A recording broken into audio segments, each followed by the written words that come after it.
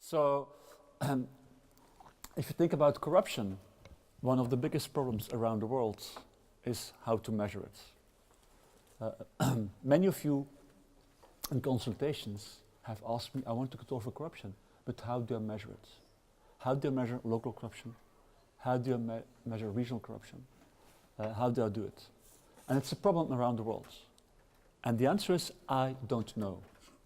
Because for corruption, you have a zillion indexes. And they are consistently non-consistent. So if you correlate these corruption indexes, you find sometimes very high correlations, but sometimes extremely low correlations. So the problem seems to be that around the world, if you measure it, corruption is evasive. It's evasive. Now, however, there are a few attempts to measure corruption. These attempts originate basically from Western countries. So there are a few general attempts to measure corruption. What are the possibilities? The first possibility you see is surveys. So there's a large amount of surveys around the world. You know some of them, I'm sure. The most well-known one is probably World Value Studies. The World Value Studies is a worldwide survey that asks about people's attitudes about a number of things, but it has a number of questions about corruption. The problem, however, is this is going to be about perceptions of corruption. And then you see typically that there are large differences across countries, very large differences across countries. You typically see that in Europe, the Nordic European countries are very non-corrupt, very non-willing to pay for corruption. You see that in the middle of Europe, it's a bit worse. In the south of Europe, it's pretty bad, actually. So within Europe, there are very large differences.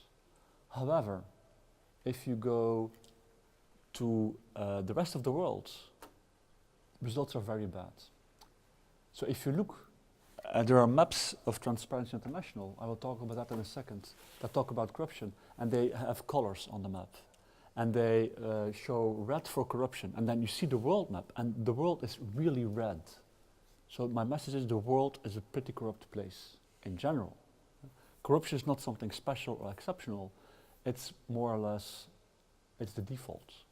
And there's a few countries in the world that try to escape from that and do escape, but many countries are very corrupt. So a second data set, and I was talking about this, is Transparency International.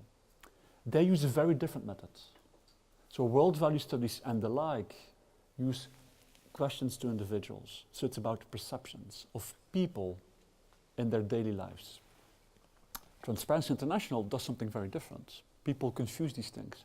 But Transparency International is expert-based. Someone actually said this in a lecture before. It's expert-based. They ask a number of experts, and these are like the Bertelsmann Foundation, the Freedom House, a development bank, some local experts. They ask experts about how they think how corrupt a country is, and they combine this information. And they have this map of Transparency International on the website. You can look it up, and they have it year by year for the so many last years. These results are very different from the World Value Study results. A third way of measuring it, what you see a lot, is looking at firm surveys. A good example of that, I'm sure you know, is the BEEPS data.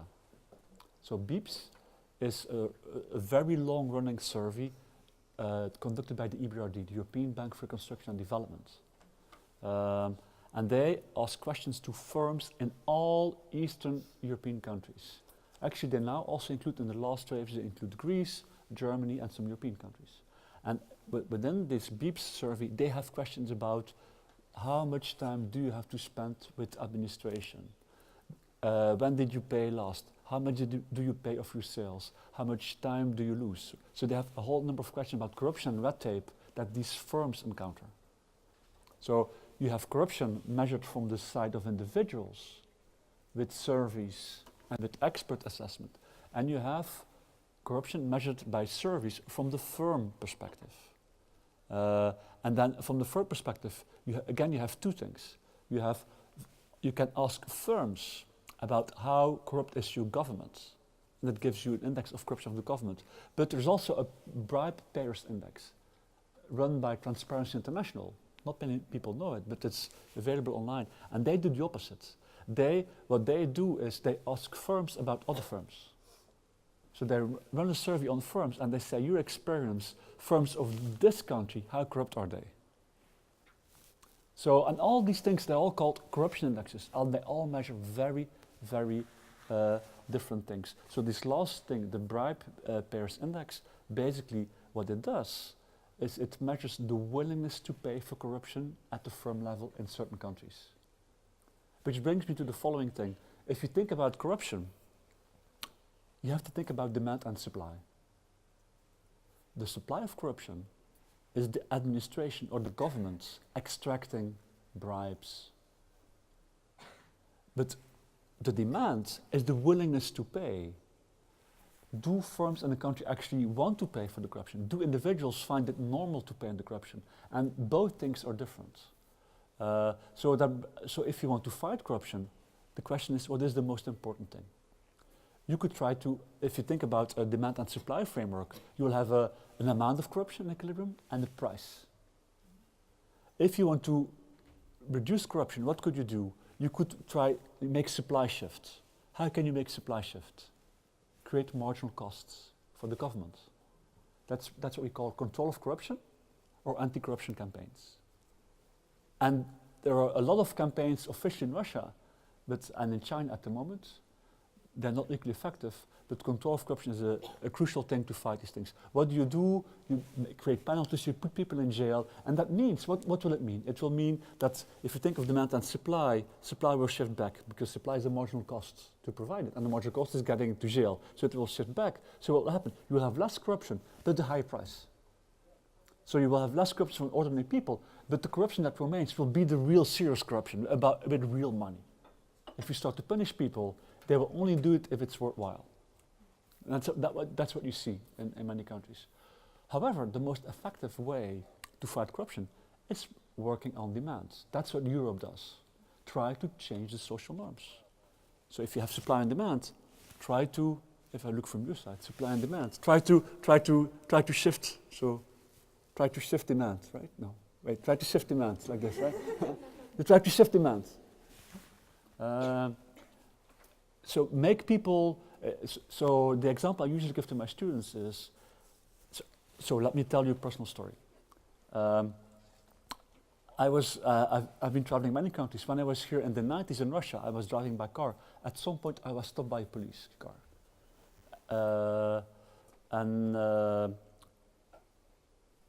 This guy is saying me, I'm sorry sir, your lights are not working. So I have to give my passport, and then your lights aren't working. I said, oh, my lights are working. And then he took his lamp, clang. I said, no, your lights are not working. I said, I understand. And so he just wanted some money, basically. So the understanding in Russia at the time, now it's changed actually. It's changed very much. But there was a lot of street corruption in the 90s. Now it's a lot better, honestly. Now the corruption is higher up. But the understanding was in the 90s, if the police stops you and say there's something wrong, at the moment you give your passport, there should be some money inside. And you give it like this, and everybody understands the transaction. They take the money, you can go, everything will be fine. But the same happened to me in Finland, very early on. And so I was very young, so I thought, okay, the same thing, I'll give my passport with some money in. And this Finnish guy just didn't understand it. He didn't get it that I was trying to bribe him. So he opened my passport, said, oh, there's some money here. He gives it back, and so see, this is how corruption works. It's supply and demand. It's my willingness to pay. I had learned from Russia, I should probably do this, but the supply didn't understand it. You need both factors. And that's, I think, the crucial thing. I believe as long as you only fight supply, but you don't change the demands, people's minds about this is normal to do, it will not happen.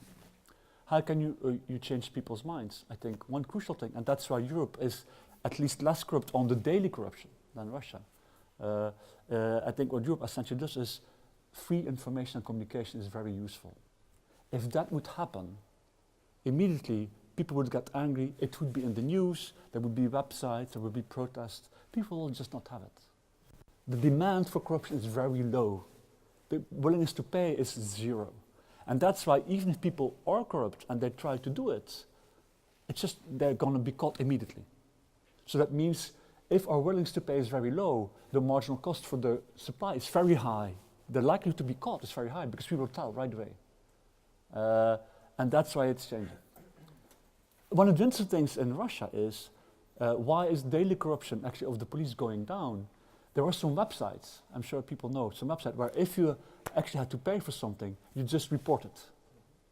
And you don't, so it doesn't punish individual guys, but at least at the local level, you see spikes in corruption, and they cannot deny it, they cannot neglect it, so they have to react. So actually, communication in Russia, the social media and websites change things for daily corruption and improve things a lot. So this is how demand can create cost for supply and can change things. And this is usually how corruption policy works in Europe. It's not about big campaign, it's largely about institutional context. That makes it very hard to be corrupt at the daily level. So the third way, so you have the survey way and the expert way to measure corruption at the supply and demand side. And there are different things, we all mix them together, unfortunately. But you also have experiments. Some people do experiments in countries. So they create experimental context like games. You know, public good games, trust games. We also have corruption games. You play corruption games to measure corruption. But there is a fourth way, and that's what I'm going to talk about today. A fourth way to measure corruption is look at revealed corruption. Look at big data. So actually no, look at revealed corruption. Some people do it at looking at revealed corruption by looking at scandals. And that's a big data thing. Nowadays you have websites. There's a Russian website, Integrum. You have the same websites in Europe. And what you can run a website and just look for all the corruption scandals and turn that in an index of corruption. People do that. The problem, however, is you're not sure about how to interpret this. Because if there's many scandals in the news, it means either there's a lot of corruption or a lot of media freedom. And reversely, if you find no scandals, it means there are no scandals, or it means that the system is so strong that nobody even dares to report the scandals because they know if they do, they will die or disappear. So just like counting the scandals doesn't tell you much about corruption because it's interacted with media freedom.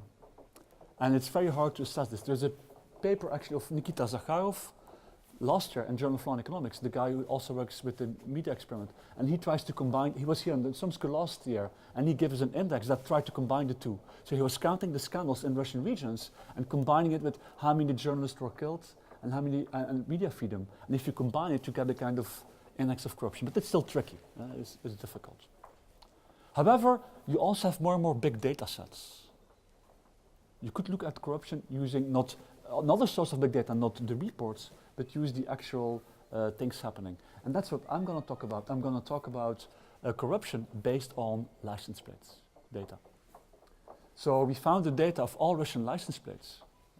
I'm going to use that data to say something about corruption. It's a lot of data. It's 80 million lines.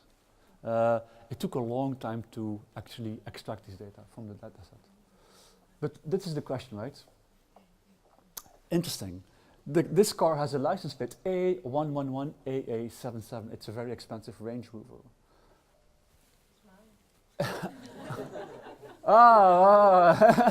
Mafia, you see. But so we have these license plates. The thing you have to know is, in Russia, until 2013, you cannot buy license plates. They're allocated randomly, officially. So that means there should be no correlation between how expensive your car is and having a special plate. Because I distribute them randomly. However, in reality, there seems to be a pretty strong correlation between how expensive your car is and how expensive the plate is. So our simple idea is this correlation between the luxury of the car and luxury of the plate is going to be a measure of revealed corruption. Because to be able to buy this plate, you have to buy some police officer. Where do you get the license plate? You get them in the local police district. These guys are supposed to randomly give you a plate. But they don't do it randomly. We see the pattern is pretty fucking far away from random. Actually, I should say that word, I'm sorry. It's a quote from a movie, honestly. So but okay. If anyone can guess the movie, I'll get an extra coffee from me. Well, anyone knows the movie the quote comes from? No? You do? Okay. We make a little model. Maybe I should skip the model. So basically, we're going to argue you can look at this correlation to say something about corruption, but you have to show it first theoretically. So the idea, intuition is, some people care about vanity. They care about showing how strong they are. But of course, they'll have to make sure. So you could ask yourself, okay, why wouldn't people with cheap cars buy expensive plates if they want to be conspicuous? The reason is, if you have a cheap car and a special plate, people will think you have it by luck, because some of the plates are still allocated randomly. So if you want to make sure people understand that you actually bought the plate and show off, you have to make sure you also have an expensive car. Because otherwise, it's not going to make any sense. So that's the problem. Some vanity plates are received by luck, and this blurs the signal of my vanity. So I want to make sure that people get it's a real Armani, not a fake one. That's basically the idea. So it should be an expensive car too. So we're going to interpret the correlation between expensive cars and expensive plates to say as an evidence of corruption. Now you could ask yourself, do people actually pay for the plates? I'm not going to talk about this a lot, but in 2013 the law changed. You still cannot buy the plates as in UK or Belgium. But what you can do is you can sell a car with the plate and buy the car back. So the plate does not longer need to follow the car. They changed that in 2013. Immediately, you get a very active secondary market for cars and plates, and it's on websites. So basically, we went to this website, scraped all the data, and you have now 30,000 plates sold. The cheapest plate is 6,000 euros, and the most expensive one was 100,000 euros. So if you ask yourself, do people pay for these plates? Hell yeah, hell yeah, hell yeah. So imagine the corruption income for these guys. As a police officer, if someone asks a really expensive plate, you really can ask serious money. This is a good source of money, much higher than your wage. Sell one plate a month and you triple your wage, basically, right? So it was a serious source of corruption. Should I go to the model? You want to see a theoretical model? There's one guy saying, yes, finally. So especially for Maciek, I will talk a bit about the model. It's still a Mickey Mouse model. So it is also very new. The last results were last night at 2 o'clock. I got them and I said, okay, I will put this in too. But let me talk about the model. It's still unfinished. So we're going to make a lot of assumptions. Later on, I'll show the model is probably wrong because we discover things that say we have to do a different model. But okay, reality doesn't follow the model, but I didn't change the model yet, so I show what I have. So we're going to assume some people are corrupt, some are non-corrupt. I think that's reasonable. We don't know how many. And we're going to assume there's some utility of consumption, and there's utility coming from that. So buying a special plate gives you some utility. It could be heterogeneous. And buying a luxury car gives you some utility. That's the two assumptions, right? So, yes. Actually, the correlation will be emerging from the model. I'm not going to assume this. This is going to be the result of the model, actually. So we're going to assume people get the plates randomly. And then there is a kind of a bribe going on. So basically the police could basically keep the good plates until someone wants to pay, and then so there's a random plate allocation, and the good plate comes and say, okay, I'll keep this here, wait till someone wants to pay for it, essentially, right? This is the thing. So this looks complicated, but it isn't. We're going to think about, imagine you're a corrupt agent. You're willing to pay for a plate. Non-corrupt agents, they get the plate or they don't. But corrupt agents have a different option. They could also buy the plate, although they're not allowed to, it's illegal, but they could buy the plate. So what is the trade-off? If I'm corrupt, I could either buy a plate or not buy a plate. This is the utility of buying the plate. This is the utility of not buying a plate. How should we understand this? Pi, and 1 minus pi, is the likelihood that people actually believe you bought it.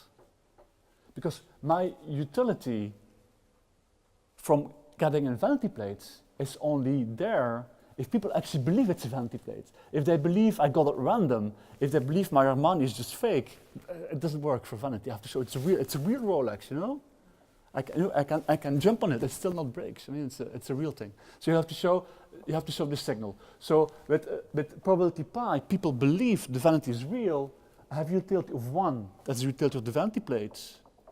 And this is the luxury car. So what is R? R is my budget. How much, my wealth, how much money do I have?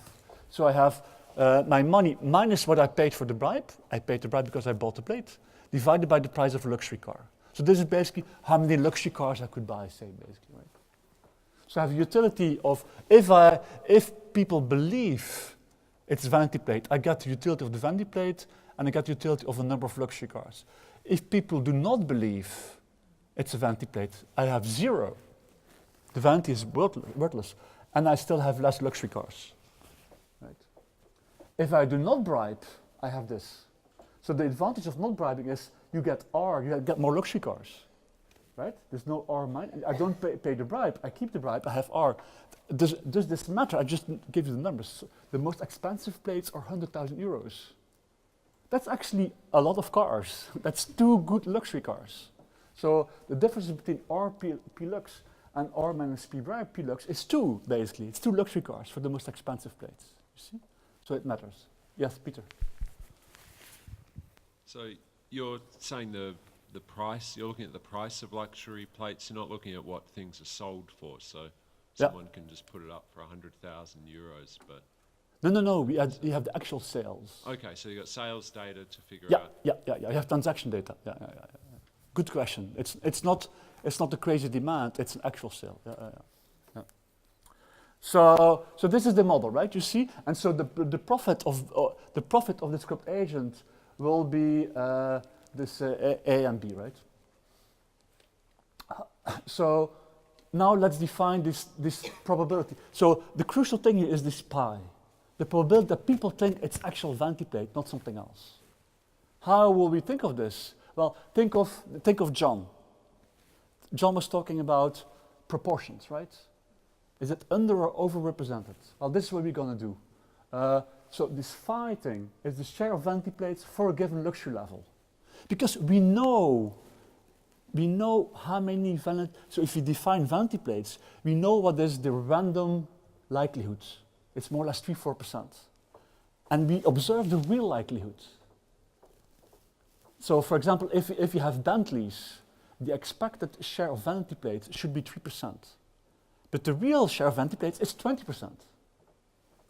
So the phi lux is the share of vanity plates per brand of per class of cars.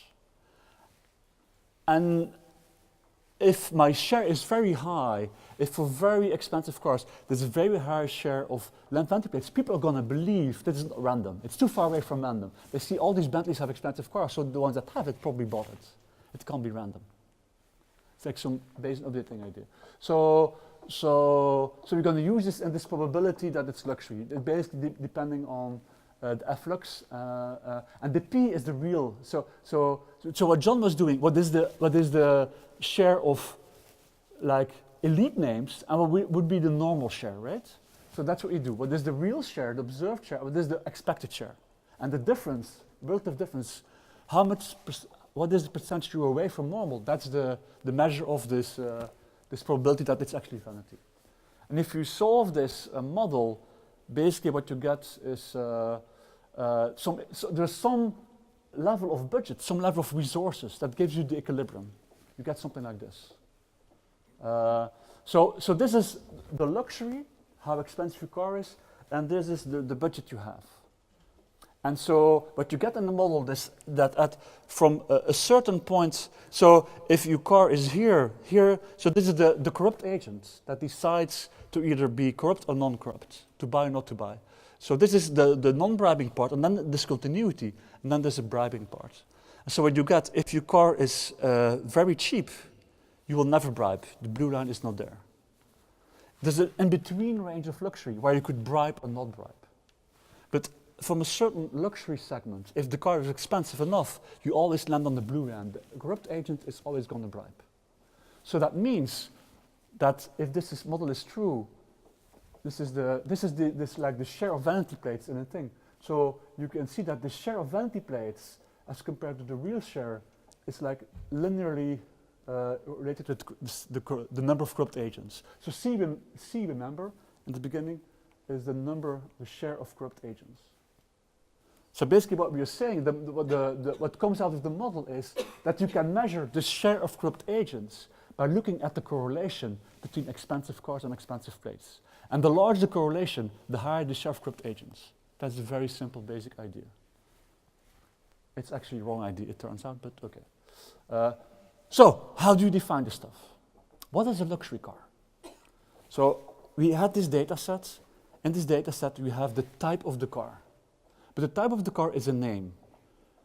You would be surprised in how many ways you can misspell Mercedes in Russian. Mercedes, Mercedes, Mercedes. All the types are often wrong. They could do it sometimes in Latin, sometimes in Cyrillic. So what you have to do is for all these 80 million things, you have to, like with text analysis, try to determine the type of the car. It took like months, and broadening the set. So we know for all the cars, the type of the car. What do? Look, we have a Russian government tax list we found, where they define luxury cars for high taxation. That's one definition of luxury. Another is the European car segment classification, where you have a segment of luxury cars. And the third one is the brands. Maserati, Bentley, they are luxury cars. Ferrari. So what is luxury? We have three ways of defining luxury. What is vanity? We look at the actual distributions. There's two sources of vanity. One is number vanity, special numbers. 001, James Bond, right? Or 111, 222. So everything with two zeros at the end, or everything with 3 times the same number, or symmetric numbers with a zero in between. They're the beautiful numbers, and people tend to pay for these. These are the beautiful letters, it turns out. We don't quite understand all of them. But I was talking to, remember Daniel, who invited us yesterday? I was talking about the paper. Said, oh, yes, I heard in Moscow a special letter combination is AMR. I don't know why, but I think it means Administracja Moskovskiego Regionu or something like that. And we checked, it's here. So we have it. So these are a number of special letters. We don't always know why they're special, but they turn out to be special, so we have to dig deeper. So we have letter vanity. We determine in many ways, but the most restrictive way, we call it like letter vanity 3, is identical letter combinations. So in the regressions, we will look at AAA, SSS, XXX, MMM. So look at these. So these are all the combinations that are special for some reason. We don't quite understand it. So in the regression, we look at the three times the same letter, basically. And you don't have EKH.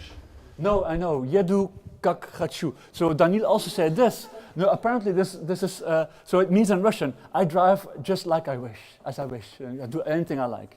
But apparently it's only true. ИКУ. Езжу как угодно. Oh, okay. Jedu kak ugodno.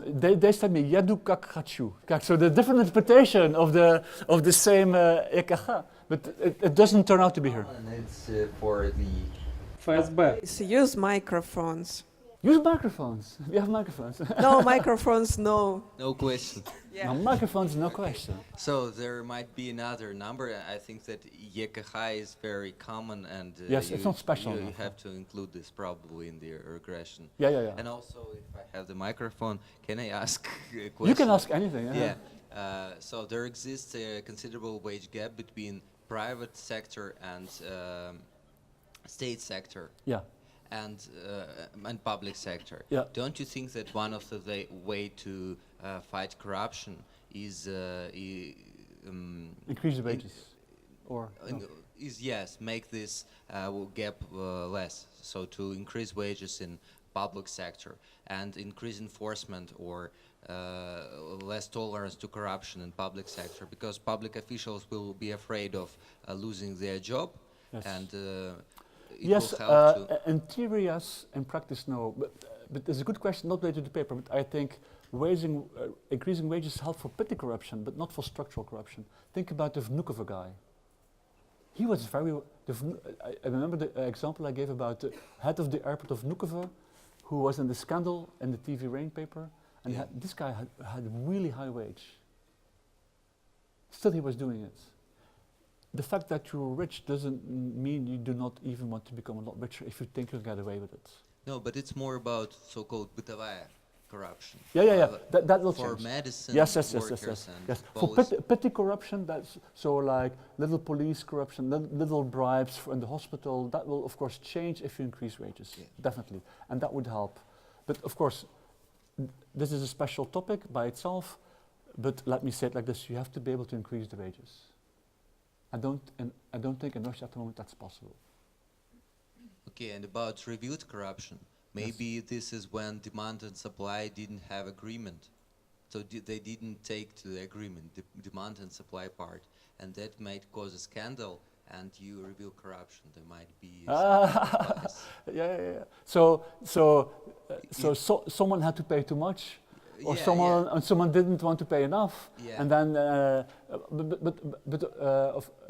Disequilibrium. I think it's actually something else. I think they have to sacrifice some. I think many people are corrupt, and they all know it, and you have to sacrifice one every once in a while to show I'm still the boss. Okay.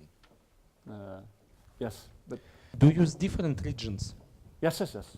Because It will come. They will come. Give me one few slides. I will talk about this. yes, because in each region, I mean that for Yeah. human region we have special, Tell me about it. of course. So we want to know all these regional And things. moreover, they change during the time. For Yes. example, in 19th we know that, for example, MTO, it means Militia Tyumenской области. But then it changed because we understood that it's not militia, it's all bot.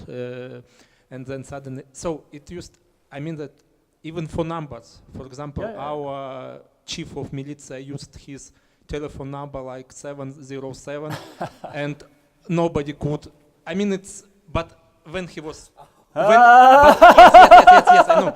But when he was It's fired, there. It's there. Good example. Thank when you. he was fired from the police, Yeah. they started to stop that cards.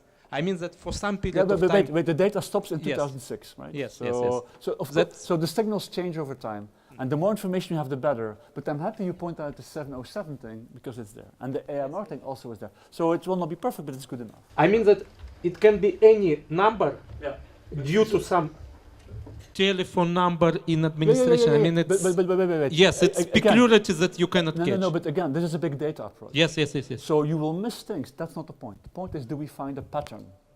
Because this is big data, algorithmic kind of reasoning. You don't need every detail. You need to find a pattern. But the more detail you give me, the happier I become, because you can include them, basically, right? And that's how it works. You improve the set all the time. So so remember, the expected frequency of of vanity things is about 3-4%. If you, however, look at Ferrari, Bentley, Maserati, Lamborghini, Hummer, Rolls-Royce, and Aston Martin, this is the real frequency. Very away from normal, right? It's very far, it's extremely significant. So this is the point. By having this total deviation, people know if you have a special number and this car, you paid for it, you bought it. This is, again, so what do we have?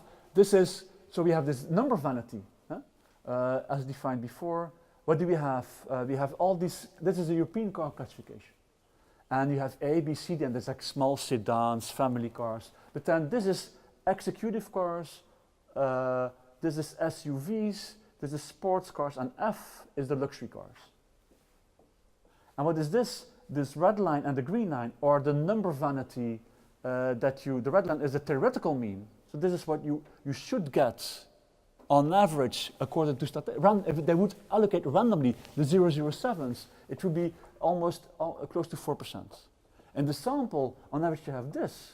But if you then look at the segments, the luxury cars are crazy, really completely away from the random. So someone is selling it, right? It's a massive deviation.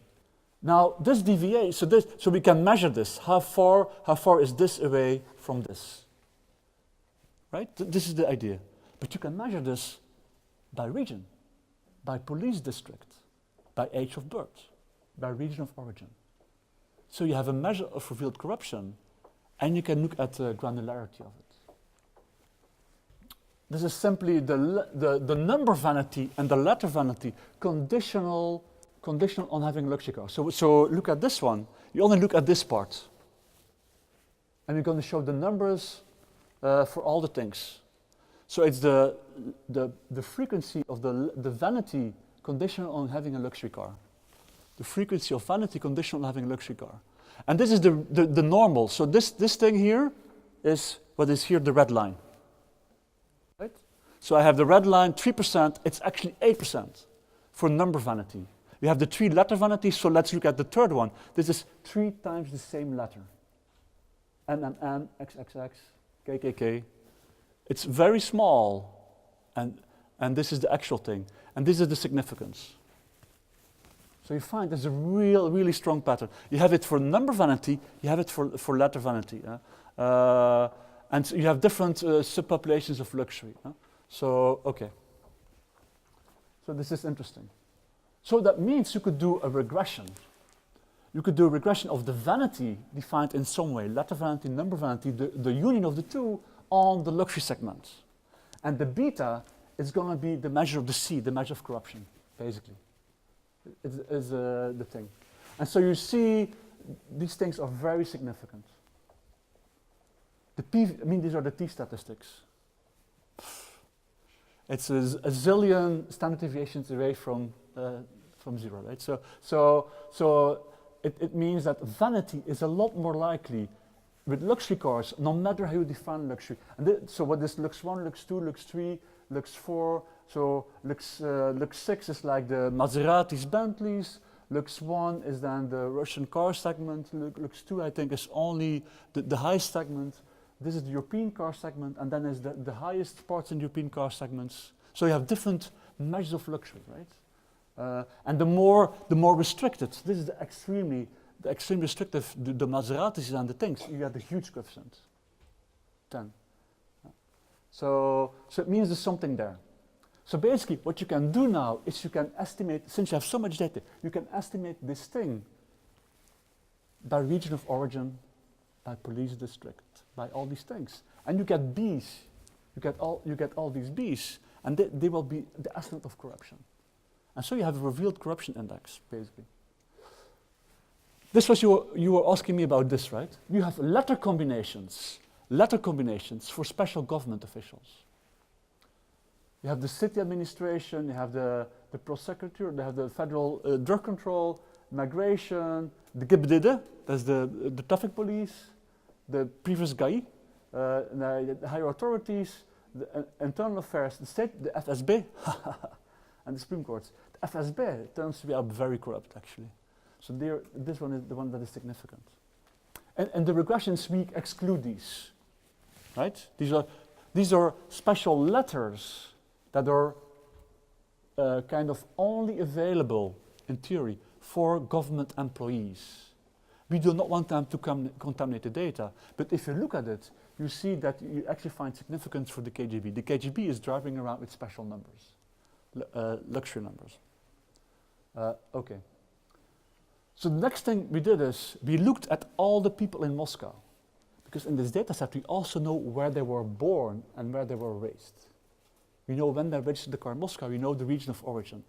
So what you can do like in Fishman and Miguel. Remember Fishman and Miguel? There's this paper about parking tickets in New York. And they see you have all these diplomats in New York, and since they have immunity, they can park their car anywhere. And they were racking up like hundreds of unpaid parking tickets, like penalties, because they park wrongly.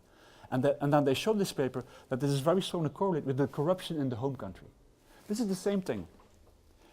We look at all people living in Moscow today. We look at their cars.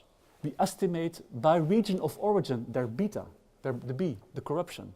And then we correlate it actually with the corruption in the region they come from. And this is what you get. So you get a map of corruption by region of origin, and you see, so this is the correlation. So these are the number vanity, the total vanity, and the letter vanity coefficients. If you do the regression, the B's, and like this is the most encompassing version. It's like the union of letter vanity, special letters, and number vanity, and relate this to you have world value. I talked about world value studies, right? In world value studies, there's a question. acceptability of bribery, the demand for bribery. They have a correlation of almost 70. But our regional index based on the Moscow people, I'm looking at the B. So we have an index of revealed corruption, which is very highly correlated with the best index I know for demand of corruption. So people are asking me about how do you measure demand of corruption? Look at this. World Value Studies, acceptability of bribery. That's the demand for corruption. Or you could use our index, right? It's getting worse over time. Our coefficient is going up over time. Russia is becoming more corrupt. I don't think that's a total surprise. I mean, every study I've seen shows it that the last 10 years it's actually getting worse a bit. But our data shows it too. Okay, what is this? Remember this thing? This thing? The steepness shows the corruption. This is the best indicator of corruption, right? It's the luxury cars and how more vanity appears in luxury cars than expected. You can do this thing by year of registration, because we only look at the moment of first registration, because then that's when the corruption happens, right? So at the moment you register, that's where we look. We don't look at reselling cars and all that stuff. Then you see this. You have the first peak in '99. Russia is falling apart.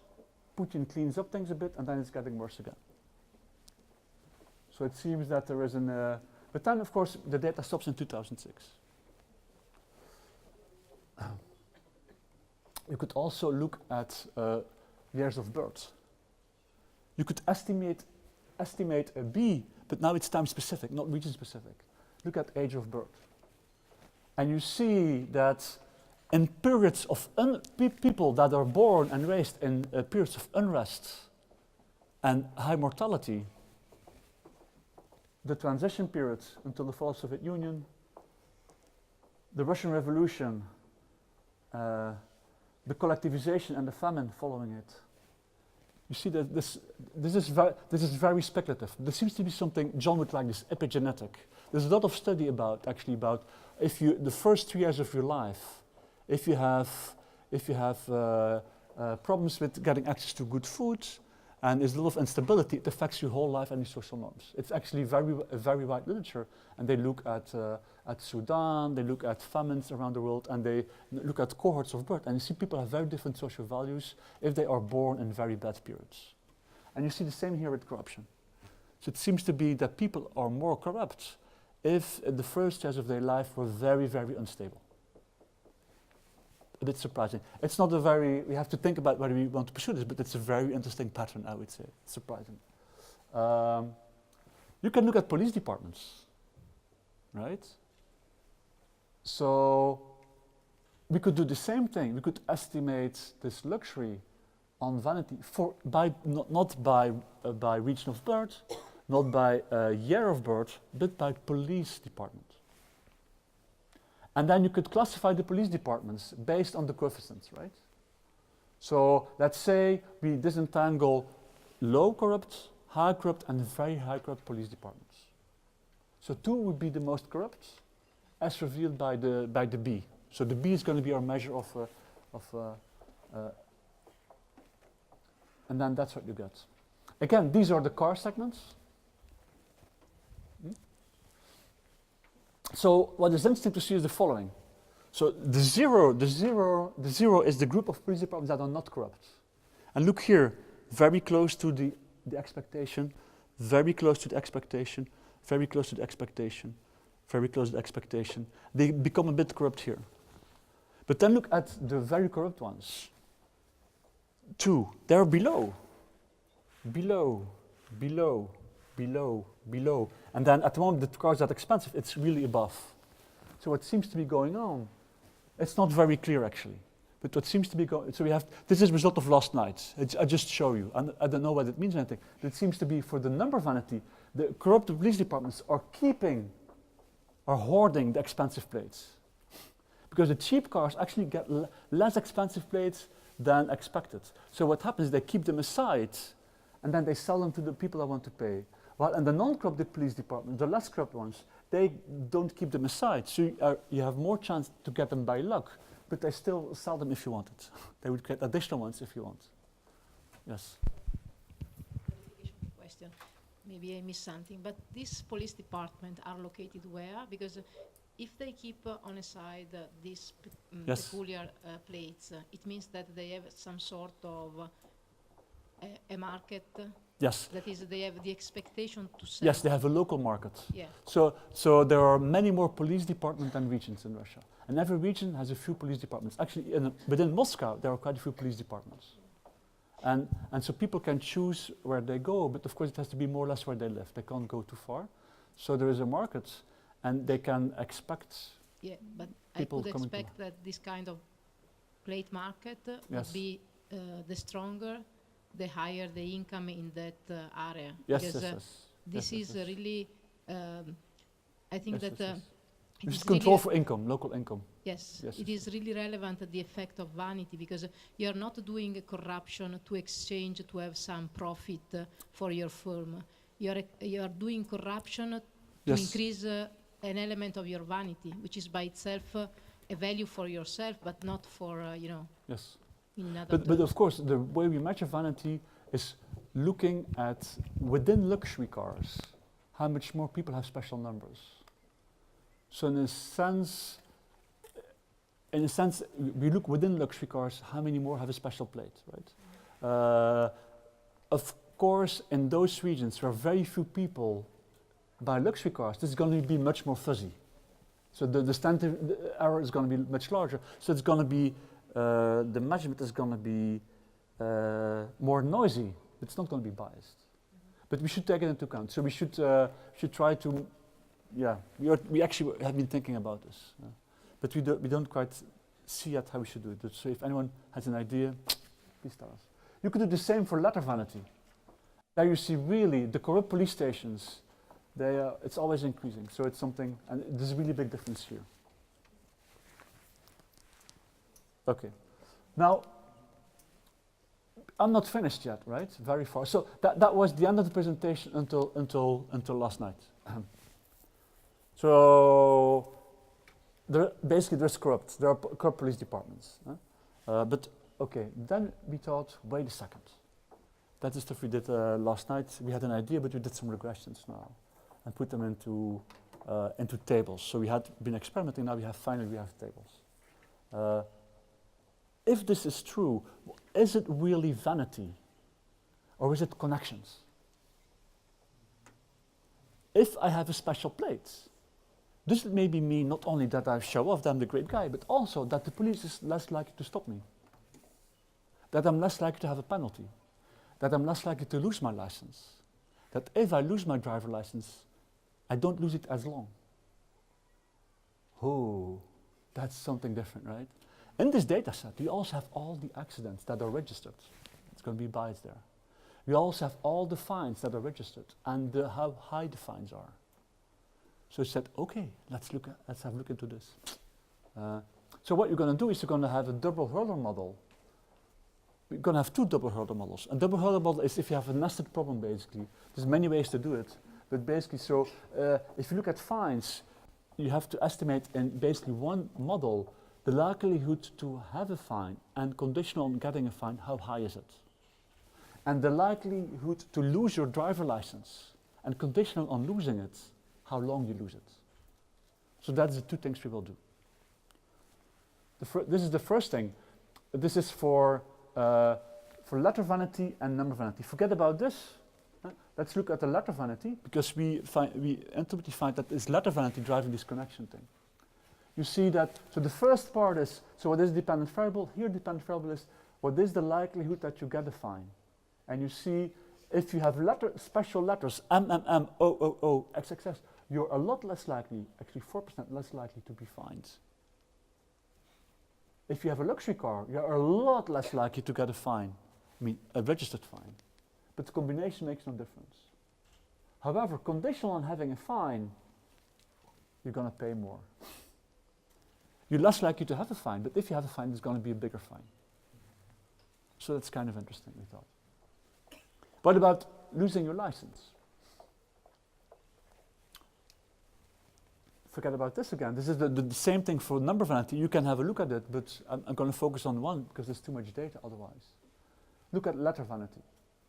If you have a special combination of letters, you're less likely to lose a license, a lot.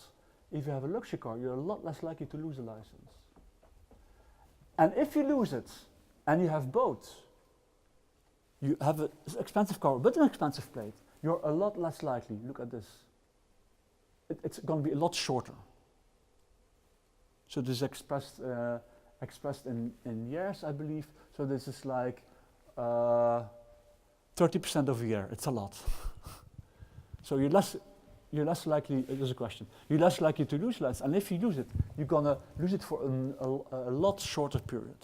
So what we're starting to see last night is, hey, it's not only conspicuous consumption, it's also buying connections. It probably means the model has to be adjusted because you're actually not buying just vanity, you're buying also some implicit protection. Yes, but the probability to have an accident or to be stopped is not. Is it correlated with how much do you use the car? Thank you for pointing that out. That's the new thing of last night. So we were asking, okay, but if this is true, so this is like a moral hazard story, right? So these guys buy protection. They are less likely to be stopped and pay a fine. But if they pay when it's higher, but they are rich anyhow, they're less likely to lose the license. And if they lose it for shorter periods. So they're going to take more risks. They're going to drive like idiots, so they should have more accidents. So what do? Forget about, this is all different. So there are different regressions for different combinations of letter vanity and luxury. This is luxury 1, luxury 2, luxury 3. I'm going to focus on luxury 3 because there's the question. Yes. There may be an alternative explanation to the prior stats that you showed that they may buy connections, but also they may be reaching out just to pay bribes before it actually enters the registry. Yes. But then they shouldn't have more accidents. Yeah. So that's the reason why we did it. That's a very good question, I find. So some people say, what is it that you're showing?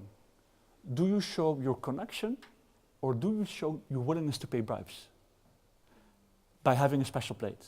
And if I show my willingness to pay bribes having a special plate, this will imply that if I get stopped, I'm not going to pay a fine because I bribed the guy. And that's why we have a lower likelihood of bribes, because these guys just don't fines. These guys don't pay fines, they pay bribes. Yeah. But if that is true, it should not have an effect on accidents. There are more accidents? Well, so we did a regression on, this is the probability of accidents in, over the whole time, having something. And this is for 4 subgroups.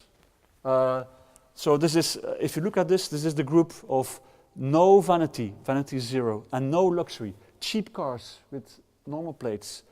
This is expensive cars with normal plates. This is expensive plates with normal cars. And this is expensive plates and expensive cars. And you see the probability of having an accident, if you have an expensive plate and an expensive car, is 33%. But it's only 22%. It's a massive difference. It's a difference in probability of accidents of more than 10%. So this is basically, if you look at these two numbers, this is within luxury. So you have to compare these. So this is an expensive car with no vanity. This is an expensive car with vanity. So people would say, yes, but guys with Mercedes drive like crazy guys anyway. Okay, but look at the within Mercedeses. And look at the ones with MMM plates and the one with not MMM plates. And you see, this is 27% and this is 33%. Very significant. So there's a considerably higher likelihood of having accidents within the expensive cars if you also have an expensive plate. Which seems to suggest that there's some moral hazard going on. These guys are buying some protection. They know it and they behave like it. They just take more risk because they know I'll get away with it. I'm not going to pay a fine or less likely, and I can't pay it anyhow, and they will not take away the license. And if they do, I will get it back very quickly. And so they adjust their behavior. You had another question.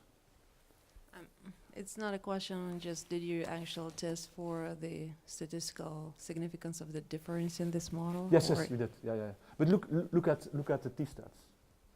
Yeah, but you need to look at the difference of coefficients, not just. Yeah, but if we did the test, but if you can eyeball it, if the t-stat is so high, it means there's going to be very small standard error. There's a t-stat of 100, so it means the standard error is like 0 point something. So it means that this is like 400. So it means that 27 and 33 have a t-test of 0.0000001. It's extremely significant. But we did the test. We should put it here. But really, this is just last night. So I got the result and I put it in the presentation, but it's very, very significant. So it's a massive effect. So it seems to be that we have to go back to, so it seems to, what we think now is, wait a second, we were wrong. We were doing letter vanity and number vanity as if they are the same thing, but they're probably not. Number vanity is probably actually real vanity, showing off, conspicuous, and I'm 001, that's cool or something. So most of the number vanity could be like conspicuous, although Dimitri just gave an example, 707 of a number vanity, that's actually signaling the local boss. So, but largely it could be conspicuous. But the letter vanity seems to be strongly related to connections. So we have two markets here. There's a market for vanity, and there's a market for buying connections and showing off the connection, and the numbers will be changing. So we will probably have to make one paper that talks about vanity and another paper that talks about how to buy connections and how this buying connections affects welfare, more accidents, more people dying. So Lexus series cars have lower incidence of car accidents in the data. Does it change driving behavior? Yes. There's a very strong and extremely significant effect of letter vanity on accident probability, not of number vanity. And that's how we think you have to go back to the model and change the model, or have two models. So it's a difference of 25%. If you look at the probabilities and look at difference, within the expensive cars, the expensive letter vanities have 1/4 more accidents. It's a big effect. If you look at the number of people dying, you can count the deaths. You know, it's a high price to pay for this kind of behavior. You have all heard stories, right, of the driver of Putin having this accident on the highway. Have you seen the images a few years ago? So we all know this kind of stuff happens, but you actually see it just in the big data, in all the, if you look at all the data. So what more can we do with it? I think we're very far from finished with this. So anyone who would give us some feedback is more than welcome. So what should we do? Should we look at small subsamples or just focus on the stories we already have? That's one thing to be thinking about. One thing we definitely want to do is look at cultural preferences of vanity plates. So maybe, so the map I showed you, I want to go deeper into this. And so one thing we could do is look at the names. John inspired us. We have also the names of the people. But some are clearly from Chechen origin, some are clearly Ukrainian, some are clearly Georgian, Armenian. We have also people that are clearly Bashkir, Yakut, and so on. And we could try to see, does it differ for ethnic social values? Something like this. It's a bit tricky, but it's something you could look into, because there's a lot of literature on culture and social norms. So maybe it's cultural social norms. So we have the name and the location, so you could combine these and try to say something about this. That would be pretty cool. You could look at the historical roots of corruption. So we were talking about the effect of history and the long, deep drivers of social norms. Now we have a big data set that could allow you to say something about it. Maybe things like famine, civil, or gulags, monotowns. We're actually going to look at monogords. Because we know the people living in monogords, are they more or less corrupt than other people on average? You could look at Holocaust effects. You could look at only Jewish people. You could do many, many things. One thing we are definitely going to do is the following. We have the local authorities, the city and the local state administration. we know where people live. On average, we see that there's no corruption, so there's nothing there. Well, this 1.38, it's not significant, but so basically what we think and do, so since you have all the cities, you could take the 250 biggest cities in Russia and estimate, since you have 4 million data points, estimate B on the city level. And maybe in some cities we will find something, in other cities not. So to put it differently, we know who is working for the city administration and has a car. And we know which of these people most likely paid for the plates. So you know in which cities city officials have behaved corrupt on the demand side. And you could make the assumption, if people are more corrupt on the demand side, they always also will be on the supply side. If they would have buy from the police a plate, they will also ask money from people to do their stuff. So you could turn this into an index of local city administration corruption and then link it to outcomes. New firms, firm growth, human capital, innovation. So you could link the local city administration corruption as in this revealed measure to outcomes. And that's certainly something we want to do too. Okay. And then of course, we're going to look at this variation in police departments. So now I showed you some graphs, and this clearly variation. But so what I would like to do, I also showed you the accident regressions. So last night we got an idea, wait a second, we show that if you have an expensive car and expensive plate, you're more likely to have accidents. But of course you also have police departments that are more corrupt. If this is true, you should also have more accidents in corrupt police departments. Because in corrupt police departments, revealed in our way, you're more likely to get away from an accident by bribing, most likely. And in addition, more people will have bought a special plate and bought protection. So you have more supply of accidents, say, more crazy people driving around in these corrupt police departments. And if something happens, even without a Vanity plate, you're more likely to be able to bribe your way out of it. So if this is true, we could make a continuous variable on the police department level and look at accidents at the police department level. And you should see that more corrupt police departments have higher incidence of accidents, controlling for the quality of the roads and the density of the population and all that. And that would give you a welfare cost of corruption. You could eventually, get the number, so you could get a measure of what is the cost in terms of number of accidents by a standard deviation of corruption. And that would be pretty cool also to try to do. You'll see whether it works out, but that's something we want to do. So basically, if I have to conclude, I think, right, we have a very simple model that uses Vanity consumption to detect corruption. Since last night, you understand we probably need another model also to talk about connections. So that's how research works, right? You do regression, oh my God, this is bad. It's actually pretty good, but my model is bad. So we apply it to Russia, but actually the thing is you could apply these approaches to any country. Not if you can buy them, right? But I'm basically saying the spirit. There's a lot of administrative data around in any country. And why not look at big data sets and at patterns to look at corruption instead of having these subjective questions? I mean, perception questions are very tricky. In Finland, if a Finnish person reads anything the last 5 years about one corruption scandal, he will say his impression of corruption is very high. Because in his perception, it never happens. And if there's one scandal, so perceptions are really conditional things. They say very little about reality. But this just talks about reality, about real patterns. So I would say I would go for big data analysis of these kind of things. You could apply, for example, this kind of big data approach. That was the original thing I was going to talk about on public procurement. And you could do it in Europe. The procedure Lena and Sumera made together with me to detect corrupt couples is generic. It's big data based. You can run this regression on any data set and find an indication of corrupt couples. So what I'm saying is, if you want to look at corruption around the world, let's use the big data and let's look at patterns in these data, and they will reveal something. Displays of birth variation in line with kind of local cultures of corruption.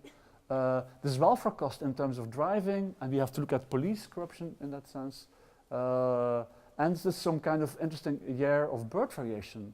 which suggests that it's increasing, and also that kind of bad situations, disasters, famines have an effect on corruption later on. Okay, now I will answer any questions you want to ask me. Please ask me questions. Yeah, we have time for one question. Oh, I'm sorry. You have to stop me. You have to stop me. Okay. So I have a question about this irrational behavior. So if you talk about so rationality, when they really expect to have less fines, that is fine. But when we go to irrational behavior, I think it's also a matter of like fashion here, what really influences. So I mean that people have to realize, majority of people, that really that is cool to have this kind of plates. So it means that it takes time just because you have analyzing dynamics, so probably it's not matter of supply side, but probably it's the side of demand that people just look to their friends to. So you're saying if it is about social norms, how does it spread? Yes, to they're social evolving. networks Yes, especially in Russia, because before everything was like more or less equal. And now this is a very good question. I presented this paper, an earlier version without all the accident results and stuff and the last things you saw. I presented it in Riga 2 months ago, the very first presentation. And there was a guy, Igor Lifshitz, who lived in the Soviet Union, and he's one of my old friends.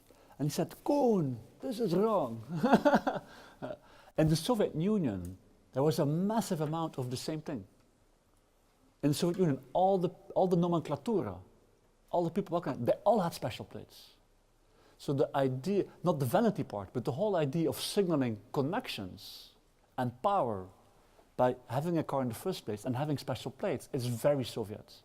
And most people born in the Soviet Union didn't have to learn. It was a social norm already. It's just a continuation. Nothing is new here. So it's not about learning, it's about continuing a pattern. The number vanity, that is probably new. 007, that's James Bond. Clearly in the Soviet Union that was not a special number, I suppose. I don't know.